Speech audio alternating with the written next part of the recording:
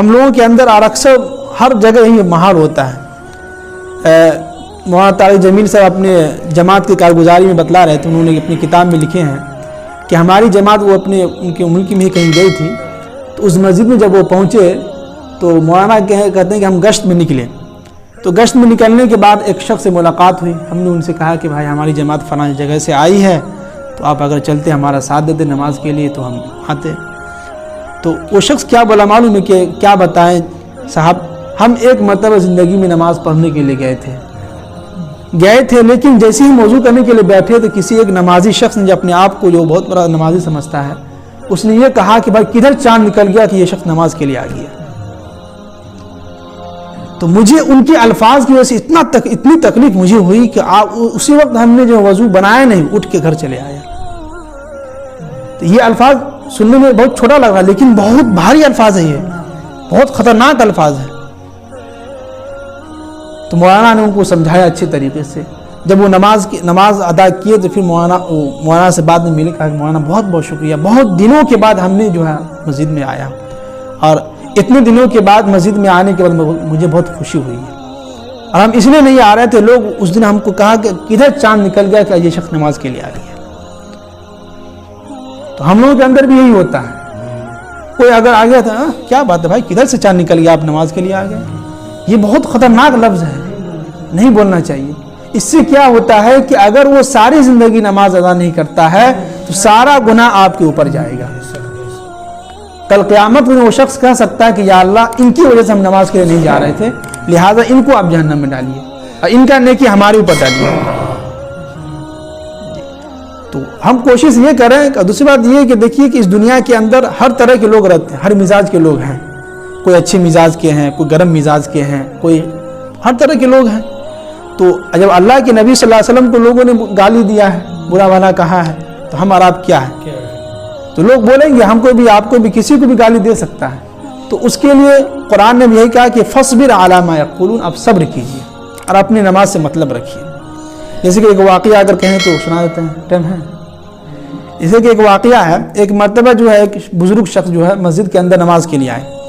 نماز کے بعد امام صاحب سے ملاقات کی، کہا کہ دیکھیے امام صاحب آج سے ہم نماز ادا کرنے کے لیے نہیں آئیں گے.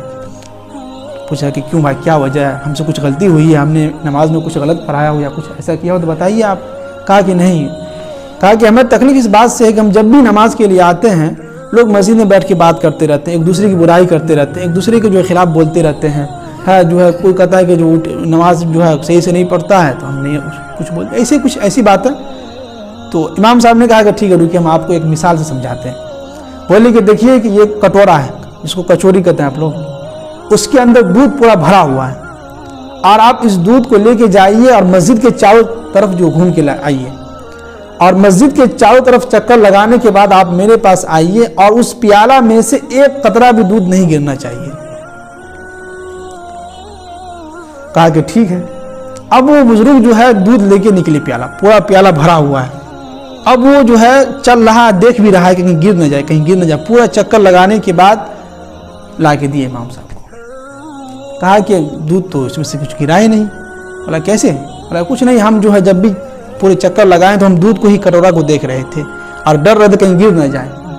بولے کہ ٹھیک اسی طرح آپ جب بھی مسجد میں آئیں نماز کے لیے اپنے اعمال کو فوکس کیجیے. لوگ کیا کہہ رہا ہے، لوگ کیا کر رہا ہے، نہیں کر رہا ہے، ہم کو اس سے کوئی مطلب نہیں ہے.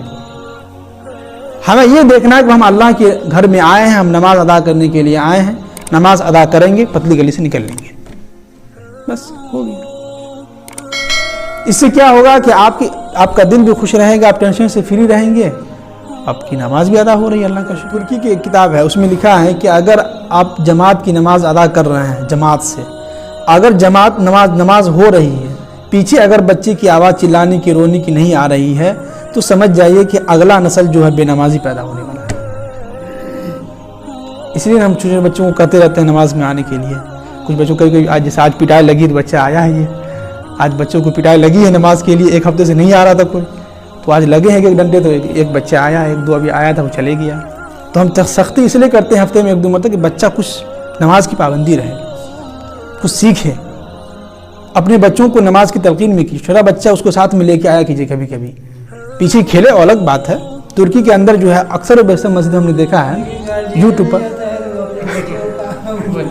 جی کتاب میں بھی ہم نے پڑھا اور یوٹیوب پر بھی دیکھا کہ ترکی کے اندر جتنی بھی مسجدیں ہیں پیچھے ایک جو ہے گیلری بنا دیا بچوں کا، کھیلو تم اس میں. اس سے کیا ہوتا ہے؟ بچوں کا ذہن بنتا ہے مسجد میں آنے کا. تو اللہ تعالیٰ سے دعا ہے کہ اللہ تعالیٰ ہم سب کو عمل کی توفیق نصیب